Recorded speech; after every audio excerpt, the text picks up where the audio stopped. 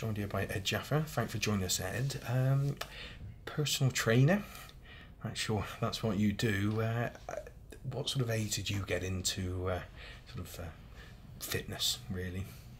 I've always shown an interest from a young age. I think I got my first set of weights when I was about 14 years old. Yeah. So I kind of got into it on and off from then. And then when I hit my 20s, that's when I started taking it a lot more seriously. So I started training on a regular basis.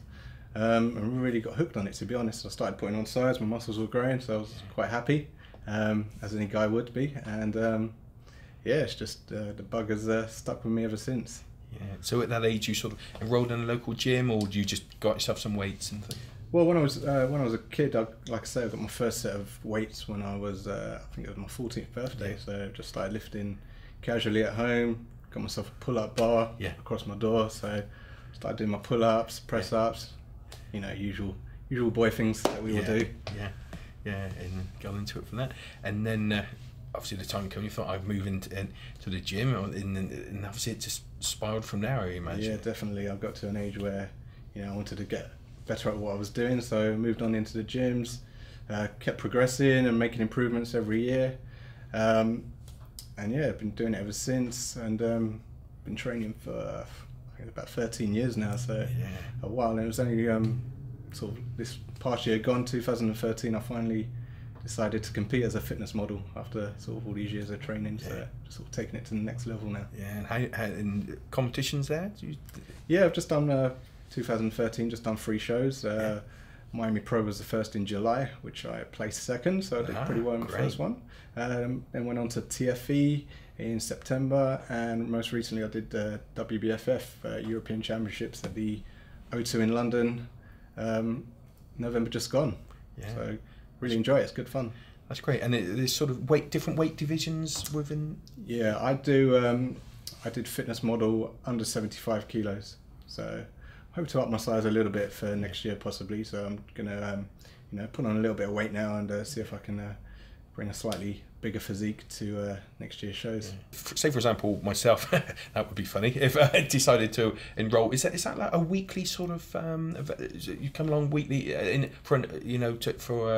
the gym, or is it what sort of spell in between sort of sessions, if you like, with yourself? Oh, with personal training. Yeah. Well, my clients I try to get my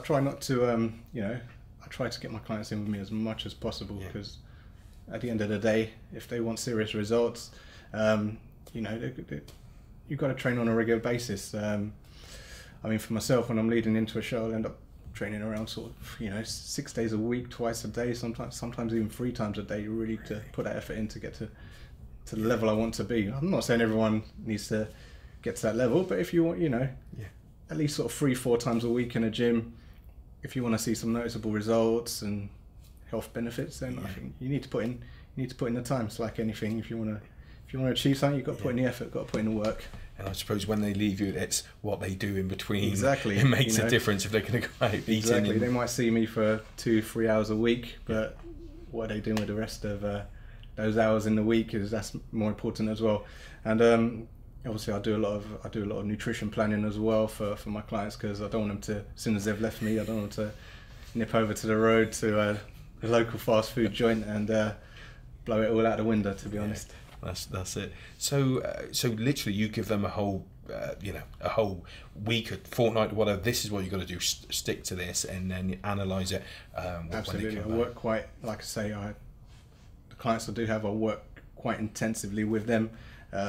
Give them the full package, not just the training, but the nutrition and lifestyle advice as well. Yeah. How much sleep they're getting. All important stuff. Yeah, and what sort of age are we talking about? I mean, the youngest to the oldest. I mean, any age, I would imagine. Absolutely, it's never too old to get started. No. Never too old to get started. Like I say, you can, I've got clients that are 18, 19, and I've trained people in their 50s, 60s, and older. It's never too old. Never too old to get started at all. No. And when but when you was growing up at school, is this sort of thing have you ever been sporty? Sort of. Do you know what? I've never been sporty at all. I was always the last to be picked for the team. I was never really the sporty type, so I kind of don't know how I ended up in this industry, to be honest. But it's happened, and I enjoy it. I love it. I mean, I love waking up in the morning, going to work. It's that's all I could wish for, really. Just having a job that doesn't feel like a job. It's more of a hobby, and it's more just just good fun for me. I love it. I love training. I love training people. I love competing. It's all good. Yeah. And what would you say? What's 2014 hold for Ed?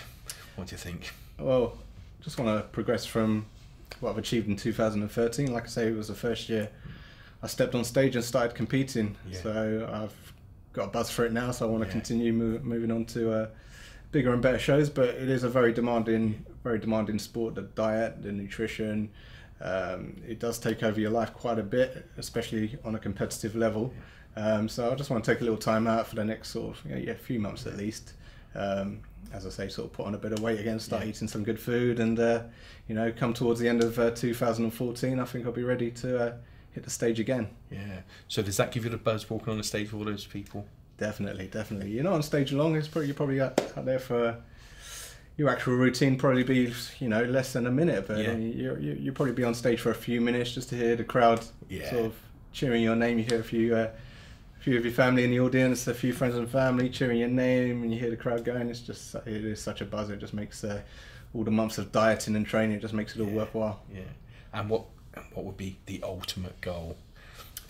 The ultimate goal for me, I just want to keep moving in the direction I'm moving in. I've sort of hit the competitive stage now. I just want to win a few trophies next year, to be honest. If I can become a pro fitness model, that is my main goal at the moment.